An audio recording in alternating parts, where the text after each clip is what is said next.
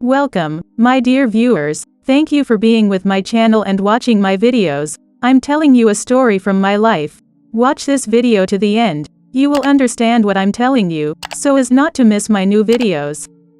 Do not forget to subscribe to the channel and leave your explanations in the comments. Then let's go. I just had a baby.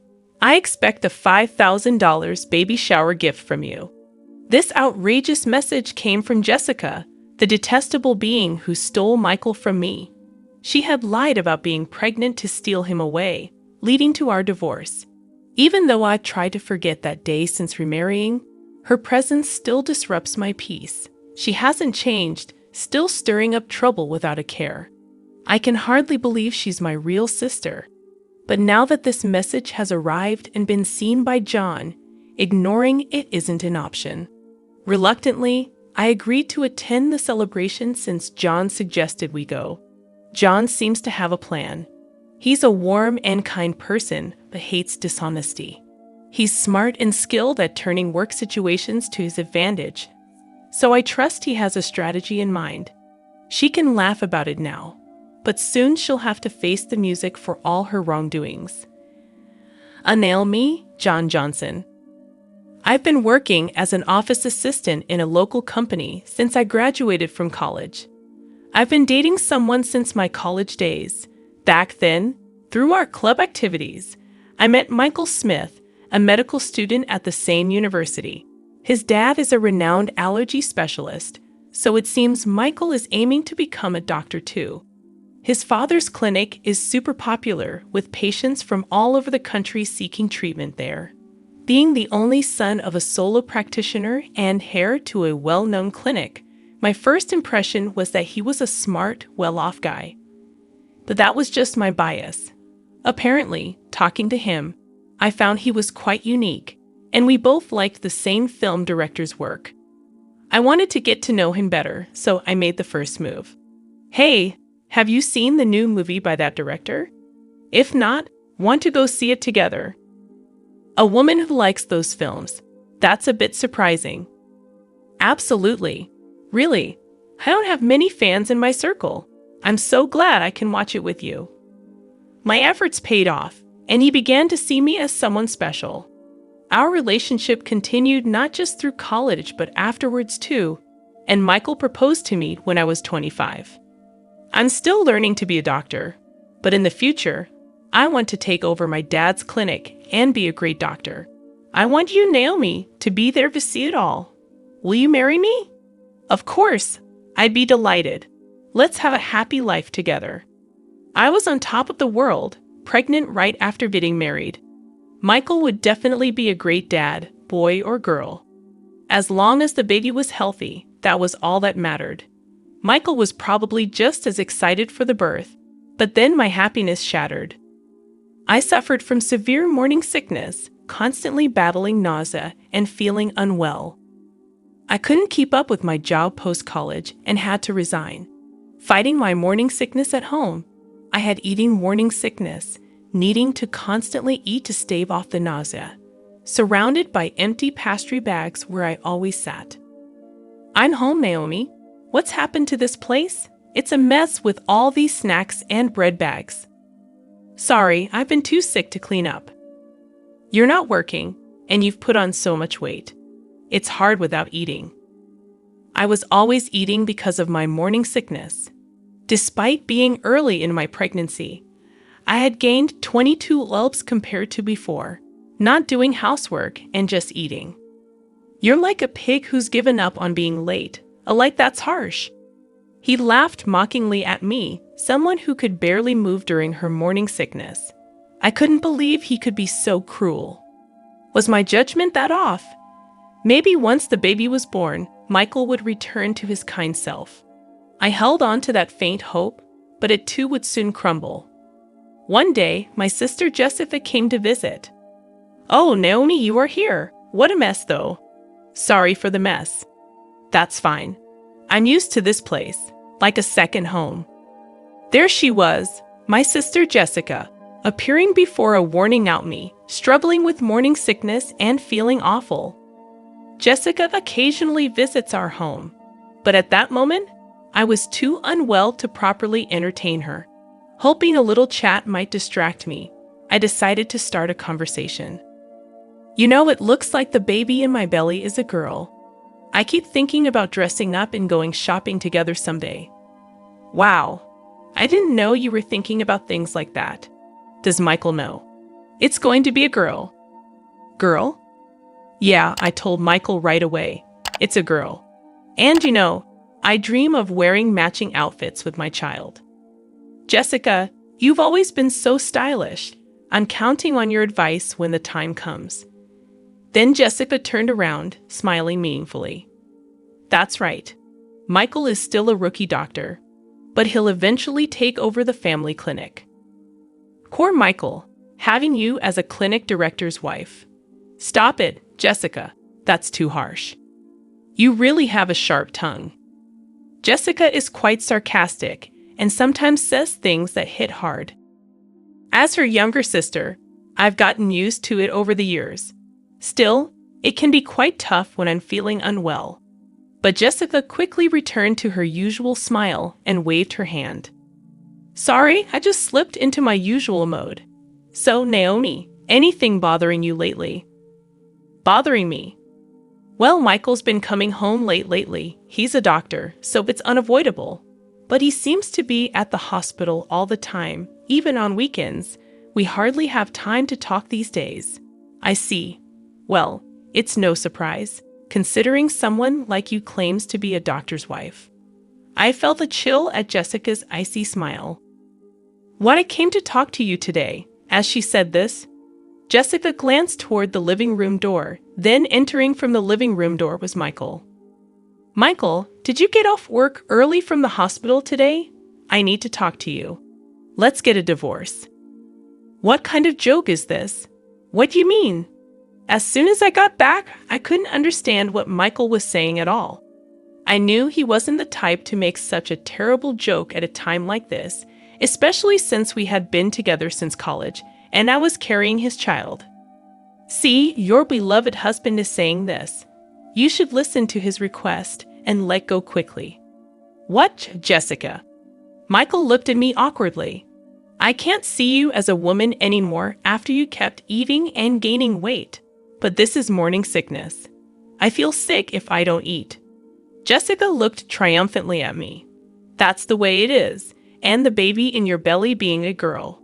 She won't be the heir to the Smith Clinic. But in my belly, I carry Michael's child, a suitable heir. Jessica, I felt a sinking feeling as I watched Jessica lovingly stroke her belly. I'm 3 months pregnant and it's a boy, according to the tests. You can't be serious, Michael. What are you doing while I'm going through all this pain?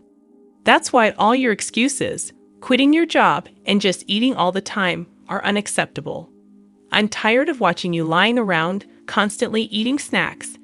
I take care of myself so I don't have morning sickness, even when pregnant. I won't lose my self-control and eat like a pig, unlike you. I was at a loss for words, seeing Jessica's smug face and Michael looking down at the floor, guilt-ridden.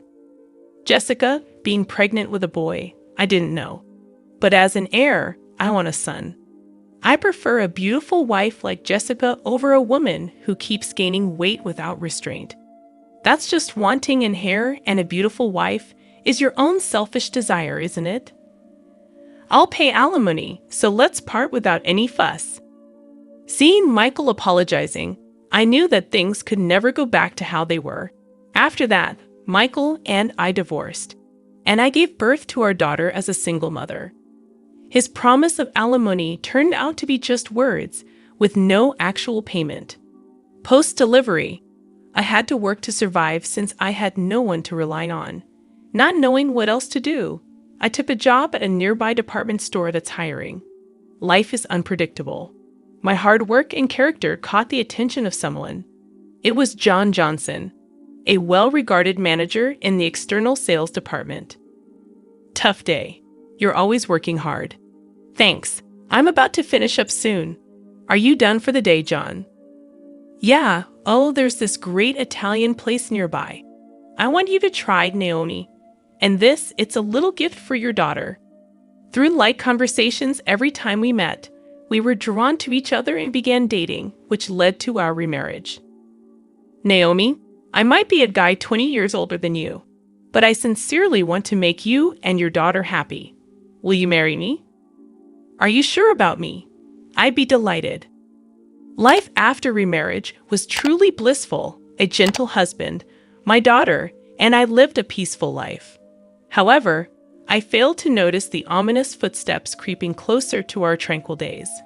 One day, Jan had work, but I was off. Just as I thought of having a leisurely tea, an email arrived. It was from Jessica, and the content was shocking. A baby is born. I'm expecting a $5,000 baby shower gift. A sigh escaped me in front of that curt email. 5 years ago, Jessica had an affair with Michael and snatched him away. Now this and $5,000 for a baby shower gift seemed too much. I can't forget that day, nor can I, even if I tried. The expressions on Jessica and Michael's faces back then, the way they sought happiness together, ignoring my suffering from morning sickness, was unforgivable.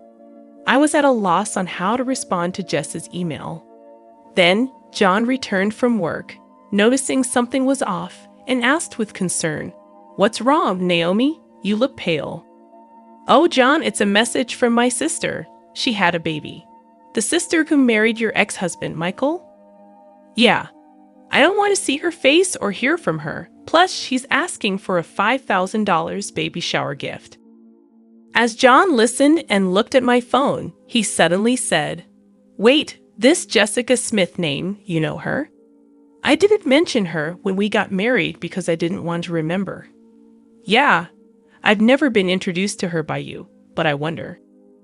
John, pondering while looking at the email, seemed to recall something. "We didn't properly greet her during our wedding, so let's visit her now. Also, I just remembered something I needed to do back at the department store." He then hurriedly prepared to leave, going back to the department store now. "Sorry, there's something I need to do." A few hours later, John returned with a thick file. "Is it okay if we visit your sister, Jessica, 2 weeks from now on Sunday? We both have the day off, and I'd like her to meet my parents and cousins too." "Your parents and cousins too." "Jessica loves being the center of attention, so she'll probably be fine. But why?" "I've heard your ex-husband, Michael, is famous for allergy treatment. My family has a history of allergies. Thought we might get some good advice." I remembered hearing from friends that Michael had taken over his father's allergy clinic. Michael's dad was an authority on allergy treatment, and Michael became an allergist too, a friend told me. "Okay, I'll contact Jessica."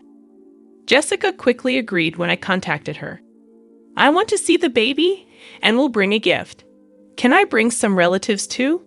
They really want to meet you." "Of course, the more guests, the more gifts. Looking forward to seeing you in 2 weeks on Sunday." 2 weeks later, on Sunday, I visited Jessica's house with John, his parents, and relatives, including his cousins, in a quiet residential area. Her stylish house stood next to the clinic, its white walls gleaming. John's parents and relatives were surprised by its luxurious design, excited to meet the renowned allergist. "Welcome. I've been waiting for you." "Long time no see, Jessica. You look happy." "Of course. I was worried about my first childbirth, but it all worked out in the end." I felt something off in Jessica's words. "First childbirth? Didn't you say you were pregnant with a boy before?" "Oh, did I not tell you? I miscarried that time, so this is my first." John, standing beside me, nodded meaningfully. Seeing John's face, Jessica started to tremble. "Oh, hello. Nice to meet you." "Hello, you must be Naomi's sister. I heard a bit about the miscarriage." "Yes, but I don't want to remember the miscarriage." Jessica turned her face away in a huff and started to walk off. "Sorry about that." "Oh, there's something I wanted to give you, Jessica." "What? Something for me?" Jan handed her an envelope. It's pastel color, and the word congratulations written on it. Thick enough to be noticeable even from the side. "Here you go. I wanted to give this to Jessica personally. Got it right? Just what I've been waiting for. I glanced at John and whispered to him, "Hey, we aren't rich, and we don't have to give Jessica the $5,000 she asked for." But John, unfazed, pet me off. "It's fine. Trust me. You'll understand if you watch." "What do you mean if I watch?" While we were talking about the envelope, Jessica had already started opening it. "I need to check if it's exactly $5,000. With this thickness, it might even be $10,000. The cute envelope was torn open with a ripping sound. Jessica's face clouded over the moment she opened it. "What's this?" John stepped forward with a salesperson's smile to explain. "Mrs. Jessica Smith, this is a detailed statement of your purchases at the department store over the past 5 years. You said to put it on my tab, and this is the amount you've accumulated to date." "What are you talking about? I don't know anything about this." The statement Jessica held listed names of luxury watches and brand bags. Seeing the 5-digit figure in the amount column, I was in disbelief. Indeed, Mr. Michael Smith himself and his parents are valued customers with an external sales card contract. However, with such a high amount, we needed to confirm just to be sure. My husband is the famous allergist, Michael Smith. As the wife of the clinic's director, using 1 or 2 external sales cards is nothing. Is that so? Also, there's something else I personally wanted to verify. John paused before continuing.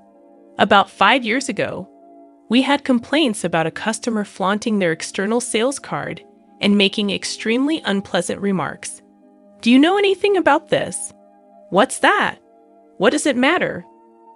Since we had several complaints, I checked with the staff who were nearby at the time. The content of the conversation was so terrible that the staff remembered it clearly. Glancing sideways, I saw Jessica's expression harden. The staff said the conversation was about stealing someone's husband, who happens to be her brother-in-law. Could it be? Yes, that's right. And she bragged about using a fake pregnancy to break them up, laughing loudly. She talked about how she lied about miscarrying like it was some kind of heroic tale. That's when I realized that time, Jessica's claim of being pregnant with a boy, the hair, was all a lie to snatch Michael. Of course, there was no pregnancy, so no morning sickness or changes in her body shape. What are you saying? That story was about me. Matching the complaints with the external sales card, your name, Jessica Smith, came up. I can't believe this. You are marrying into a doctor's family, becoming the clinic director's wife. I couldn't stand it. I had to do whatever it took to tell Michael that I was the right one for him. I was overwhelmed with disbelief that Michael had fallen for Jessica's scheme, and she had lied to marry him. While I was stunned, the door opened. What's this all about? Explain yourself, Jessica. Since when have you been here? From the beginning. I came back to get something I forgot and found the external sales card statement. And now I hear the pregnancy 5 years ago was all a lie. You trapped me. Michael shouted, and Jessica began to laugh. So what? You got a beautiful wife, and we have a child now. So it's fine, right? Don't joke with me. I can't live with a liar like you. Let's get a divorce. You can't be serious. What about our child? Don't you feel sorry for them? Pushing her away, Michael glared at Jessica with a furious expression. I can't live with a liar and reckless spender like you. It's not good for the child either. We're getting a divorce. I'm taking custody. Are you kidding me? Do you have any idea what I went through to give birth to this child? This child needs to become a doctor in the future to support us. You're just thinking about yourself. There's no point in talking about this now. Let's handle the rest through a lawyer. The relatives who came along hoping to get some effective medicine from the famous allergist were frozen in shock at this chaotic scene. I was so embarrassed to admit that she was my sister. Afterward, Michael got a good lawyer specializing in divorce and successfully got divorced and won custody. Meanwhile, Jessica, who who had been shopping to her heart's content on credit using the external sales card during her marriage, was now being chased for repayments. Hey, if your husband hadn't brought that statement, I'd still be the clinic director's wife. I'm being hounded for repayments now. Help your sister out in a pinch, would you? Why should I? You brought this on yourself, didn't you? And you should pay for your own shopping. Unexpectedly, I got a message from Michael via social media. Hey, can we start over? If Jessica hadn't lied about having a boy 5 years ago, we would have been fine as a couple. I want to see our daughter too. I had forgotten how you left me suffering with morning sickness and mocked me, then cheated on me. After 5 years of no contact, the last thing I wanted was to see his face again. Michael seemed to be struggling to keep the clinic he inherited from his father running.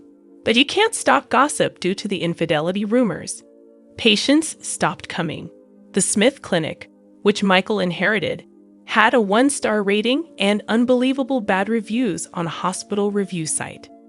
It seemed only a matter of time before he would have to close the clinic he was so fixated on inheriting. Ironically, he was so obsessed with having a male heir, my husband, daughter, and I continue to live happily as a family. Naomi, are you ready? Shall we head out soon? Yes, I was just remembering how delicious the spaghetti you brought me from that restaurant was back when I was a single mother. Jen used to order from a restaurant for takeout as a way to approach me. Back then, my daughter was small, and since we weren't dating, we never ate at the restaurant, just as colleagues. You had just gotten divorced and were having a hard time, right? I thought even a little bit of delicious food could bring you happiness. It was your kindness that drew me to you, the dish that brought us together back then. It was just my daughter and me eating takeout, but now it's different. I'm happy that we can eat together as a family. Who would have thought that a day like this, going out with you and our daughter, would come?